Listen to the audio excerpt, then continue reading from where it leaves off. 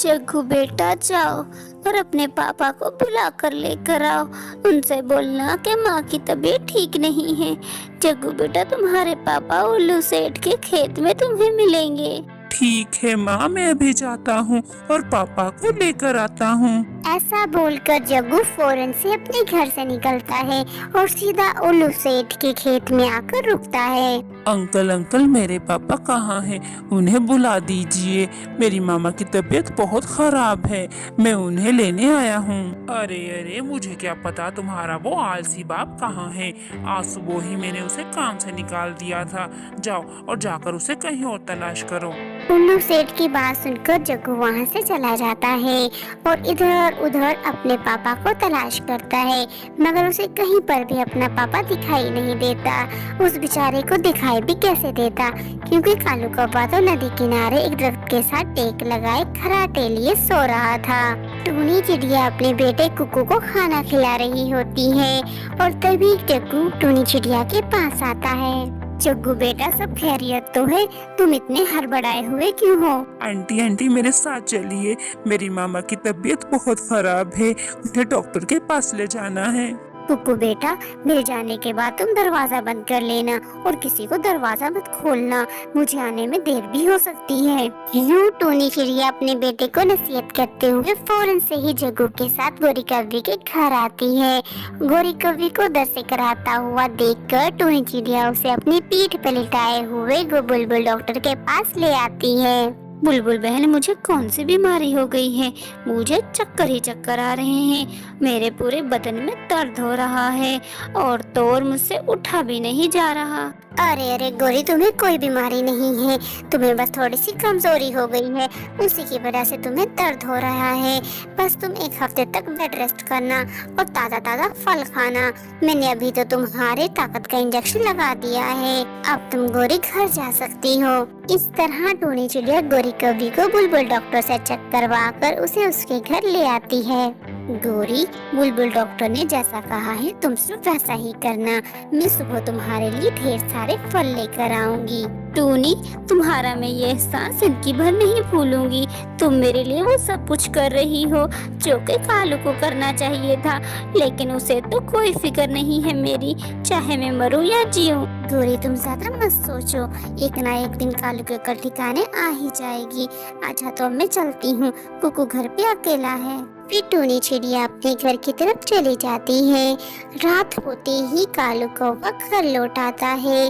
गोरी कव्वी और जग्गू सो रहे होते हैं। गोरी, अरे ओ गोरी, उठो और खाने के लिए मुझे कुछ ला कर दो। पापा मामा को मत जगाएं, उनकी तबीयत ठीक नहीं है, वो भी दवाई खाकर सोई हैं। अरे ओ माँ के पिट्ठू, तेरी माँ को कुछ नहीं हुआ, ये सिर्फ बहाने लगा रही है। पापा, वाकई में आपको हमारी कोई फिक्र नहीं है, आप कोई काम भी नहीं करते। मामा सारा दिन भोजन इकट्ठा करके लेकर आती हैं, अब वो बीमार हैं तो आपने एक दफा भी उनकी खैरियत नहीं पूछी। देखो देखो तो सही किस तरह मुझसे अपनी माँ की जुबान बोल रहा है। चुप करके सो जा, वरना लगाऊंगा तुम्हें एक रहपटा।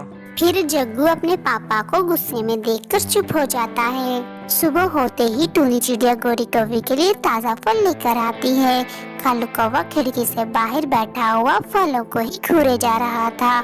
जैसे ही टूनी चिड़िया घर से बाहर जाती है, कालू कौवा झट से घर के अंदर आ जाता है। अरे गोरी, तुम्हारी टूनी सहेली तो बड़ी काम की चीज है। मैं तो कहता हूँ आज के बाद तुम कभी ठीक ही मत होना, तुम्हारे बहाने हमें नया नया भोजन जो खाने को मिलेगा। बस करें कालू जी, बस करें, ये सब कुछ आपको लाना चाहिए था, मगर आप क्यों लाएंगे?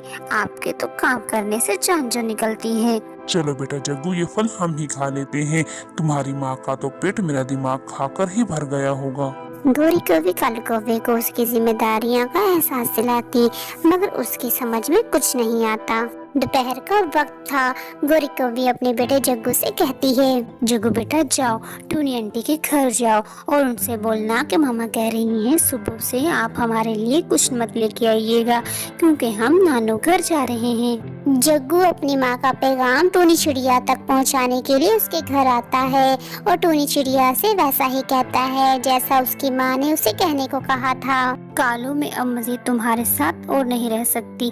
मैं जग्गू को लेकर अपने मायके जा रही हूँ और मैं जब तक नहीं आऊंगी जब तक तुम्हें अपनी जिम्मेदारियों का एहसास ना हो जाए। गौरी, तुम्हें जहाँ जाना है जाओ, लेकिन मेरे बदलने की उम्मीद मत रखना, क्योंकि मुझसे नहीं होता ये काम वाम। गौरी कभी जग्गू को अपने साथ लिए अपने मायके चली जाती है।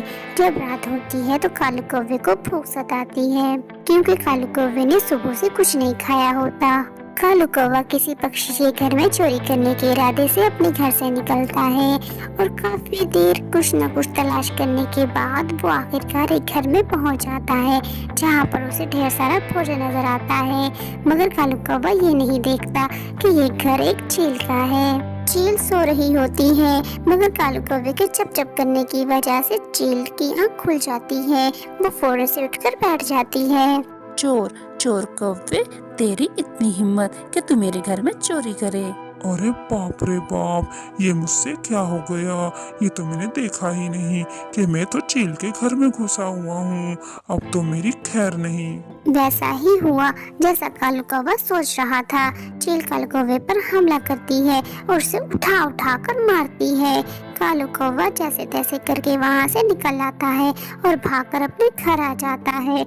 मगर कालू कौवा काफी जगह पर जख्मी हो चुका था, उसके पूरे बदन पर जख्म थे। आज जिंदगी में पहली दफा इतनी मार खाकर एहसास हो रहा है कि गौरी जो कहती थी ठीक कहती थी, लेकिन एक मैं ही था कि मैं अपना आलसीपन छोड़ने को ही राजी नहीं था। काश ये एहसास मुझे पहले हो जाता तो आज मेरी बीवी और मेरा बेटा मेरे पास होते।